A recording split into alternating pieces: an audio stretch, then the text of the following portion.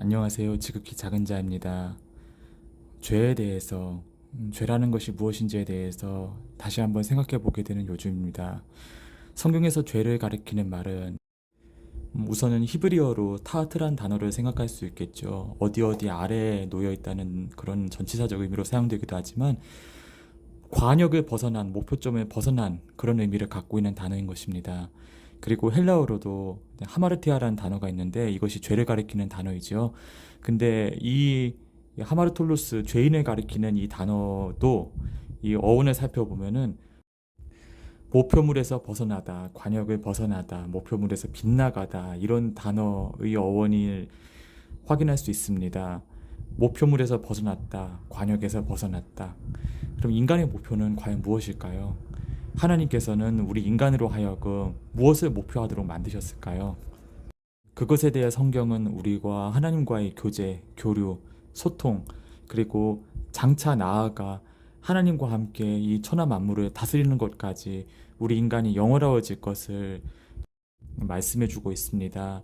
우리는 하나님의 아들로서 딸로서 존귀한 사람이고 하나님의 영광을 담아낼 존귀한 그릇이며 깨끗하고 순수해야만 할 챙김을 가지고 이 땅을 살아가고 있는 것이죠. 그 이유는 하나님으로부터 오는 온갖 선하고 풍요로운 것을 온전히 받아 누리기 위함입니다. 그렇다면 죄의 공통점은 무엇일까요? 그것은 사람에게 그만의 만족감이나 쾌락을 허락한다는 것입니다. 그것을 제한한다는 것이죠, 사람에게. 너가 이 행동을 하면 너는 이러한 만족감을 누릴 수 있을 거야. 너한테 이것이 필요하지? 그럼 이거를 해. 그럼 너 이렇게 좋아질 거야. 그런 유혹들 가운데 바로 죄의 씨앗들이 숨어져 있다는 것이죠.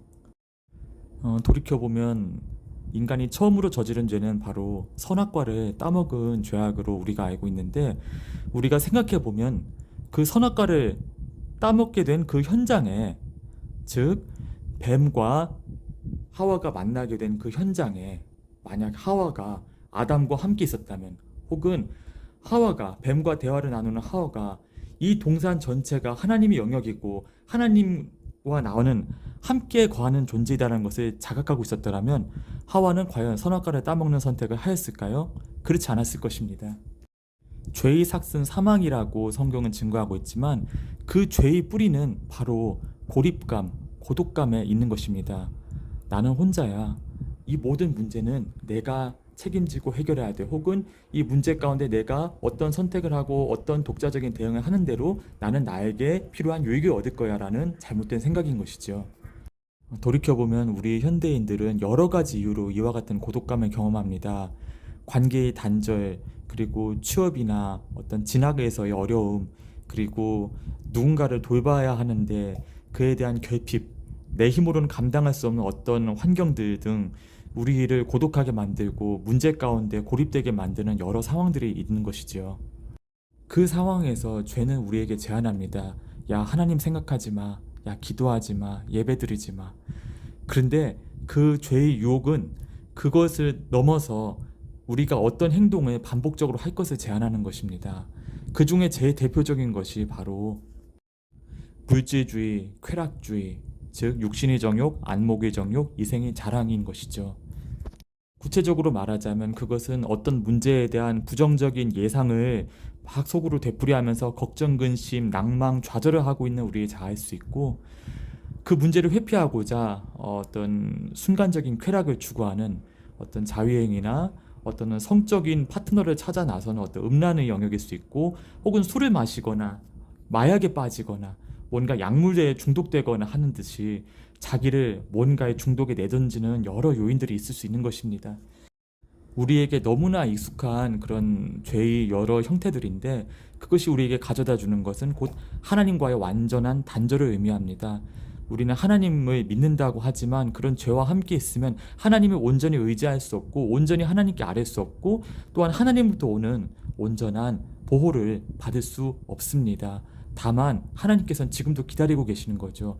우리가 그것들을 아무것도 아니게 생각하고 정말 배설물처럼 개똥처럼 생각하고 내가 얼마나 존귀한 존재인지 얼마나 존귀하게 예비되기를 하나님이 원하신지를 다시 한번 생각해 보면서 그 똥과 같은 것들과 나의 존귀한 가치를 하나님 안에서의 나의 존귀한 가치를 대별해 보기를 원하시는 것이죠.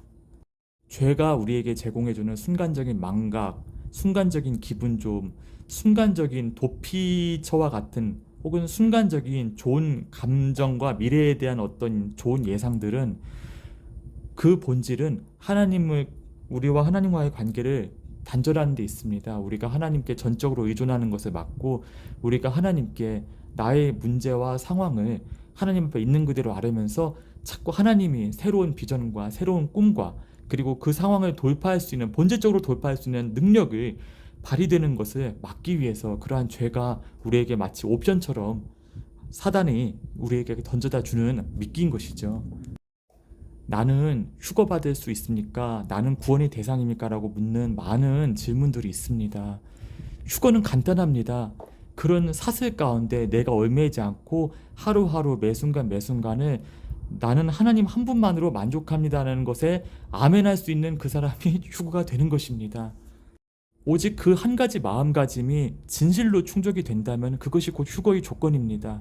하나님 한 분만으로 만족할 수 있고 하나님 안에서 그리스도 안에서 자기의 삶을 바라볼 수 있고 그의 문제를 기도로서 말씀으로서 찬양으로서 그리고 예배로서 해결해 나가며 충실하게 그 하루하루를 살아가는 사람이 휴거의 때 들림을 받게 되는 것이죠. 하나님과의 관계 속에 오는 진정한 평안감, 진정한 기쁨, 진정한 안도감, 그것을 한번 맛본 사람은 다시는 죄의 유혹에 넘어가지 않는 은혜가 임하게 됩니다.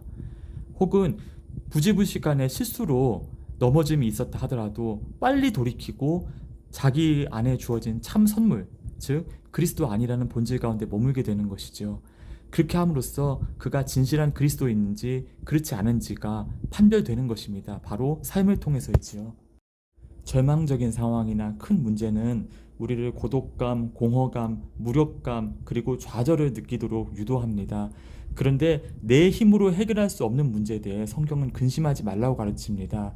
그것은 내 힘으로 해결하라고 주어진 어떤 문제가 아니라 하나님께 내 모든 상황을 아뢰고 기도하라고 주어진 것입니다. 그럼으로써 이 문제가 하나님 안에서 같이 하나님과 동일한 선상에 서서 하나님의 시각으로 직면되어질 때 우리는 비로소 나의 어떠함, 나의 가치, 나의 존재감이 무엇인지 깨닫게 되고 하나님의 능력을 의지하여 그 문제적 상황을 하루하루 헤쳐나가게 되는 것이죠. 문제를 주어서 우리를 어렵고 힘들게 하고 좌절하고 눈물 짓게 만들고 낙망하고 탄식하고 정말 소리 지르게 만드는 것이 하나님이 본 마음이 결코 아닌 것입니다. 이 문제를 통해 내가 생각했던 나의 어떠함, 나의 가치, 내가 좋아하는 그 어떤 것에 끌리는 나의 마음들이며 생각들을 주님 안에서 주님이 마음으로 주님이 시선으로 그것을 바라보게 되면서 나의 부족했던 부분들, 내가 실수했던 부분들, 나의 모자랐던 부분들을 주님 안에서 기도로서 회개하면서 나의 영적인 레벨, 영적인 수준이 하나님이 원하시는 바까지 도약하게 되는, 펄쩍 뛰게 되는, 그야말로 퀀텀 점프를 하게 되는 놀라운 축복의 때가 바로 우리가 직면한 그 고난의 시기에 이루어지고 예비되는 일들인 것입니다. 물론 우리가 고난 가운데 나의 감각, 나의 감정, 나의 혼이 주는 그 감각에 속아서 실족하지 않아야 된다는 전제 조건이 따르는데 하나님을 붙들게 되면 우리는 결코 실족하지 않게 됩니다. 보통 죄를 짓는 사람들은 끊임없는 고통과 괴로움과 마음이 울적함과 고립감을 호소하는 경우가 많습니다. 그것을 해소하는 수단으로 죄가 주는 어떠한 만족감, 안락감, 일시적인 쾌락을 탐닉했던 것 뿐이지요. 그러나 하나님께서는 그것이 옳지 않다고 말씀하시는 겁니다. 너희는 나를 의지하라. 그러면 그 문제가 너희를 끌고 가는 것이 아니라 너희가 그 문제를 다스리고 정복하게 되며 그 문제를 넘어서게 된다고 도전해 오시는 것이지요. 그는 선하시며 인자하신 분이십니다. 시편 기자는 시편 136편을 통해서 여호와의 선하심과 인자하심이 영원하다고 말씀하고 있습니다. 호두 르아도나이, 여호와께 감사하라. 키톱, 그는 선하시며 키 레올람 하스도, 그 인자하심이 영원함이로다. 그 인자하심이 영원함이로다는 것은 바로 이 시편 136편 가운데 계속 반복되고 있습니다. 이것은 무엇을 의미합니까? 바로 휴거의 때, 마지막 재림의 때까지도 주님이 인자하심은 영원하다는 것을 의미하는 것입니다. 주님이 손을 우리가 붙잡을 때 내가 할 수 있는 일과 할 수 없는 일이 구분되고 내가 할 수 없는 일에 대한 걱정 근심이 주님을 향한 맡김, 곧 기도로 바뀌게 되는 것입니다. 문제를 놓고 내가 이 문제를 책임지고 풀어야 할 것처럼 괴로워하는 사람이 아니라 이 문제를 주님 앞에 의탁드리면서 주님과 함께 평안으로 그 문제 가운데로 걸어 들어가는 것이죠. 그랬을 때 이 문제가 더는 나를 괴롭히면서 나를 죄의 유혹으로 끌어당기는 어떤 동기가 아니라 하나님과 함께 이 문제를 바라볼 수 있는 어떤 정말 아무것도 아닌 것으로 우리 시야가 변하게 되는 건데, 성경에선 이 같은 시야의 변화, 관점의 변화가 곧 믿음인 것입니다. 신실함인 것이죠.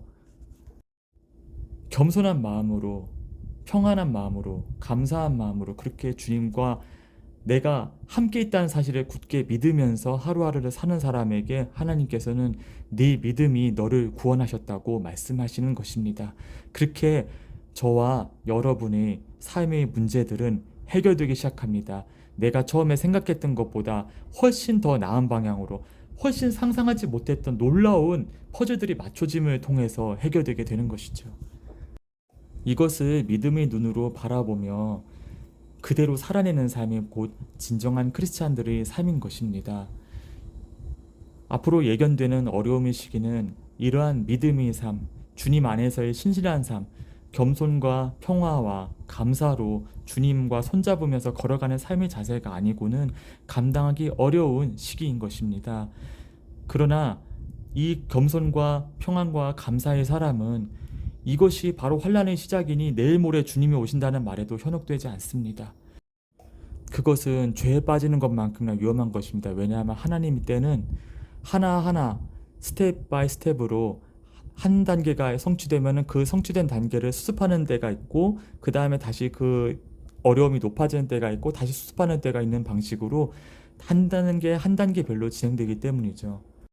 어떤 나라에 큰 지진이 터졌으니 이제부터 카운트다운이 시작이다라는 이야기에 진지하게 귀 기울일 필요가 없이 나의 하루하루 한 시간 한 시간의 삶을 주님과 의지하면서 주님을께 온전히 나를 죄악으로, 고립감으로, 그리고 고독감으로 이끌었던 요소들을 잘 생각해 보면서 그것들을 단절하고 너와 나는 이제는 상관이 없다, 나는 너와 아무런 관계가 없다고 선포하면서 한 단계 한 단계 주님과 평안히 나아가는 사람이 곧 이기는 사람이고 승리하는 사람이며, 그 즉시 주님께 부름을 받을 수 있는 준비가 된 사람인 것이죠.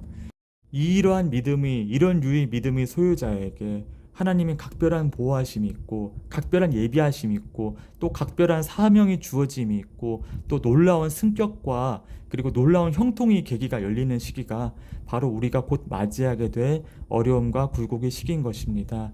그래서 주님과 함께 동행하면서 넉넉히 죄를 이김으로써 이 시기를 기대하는 사람이 되었으면 좋겠습니다.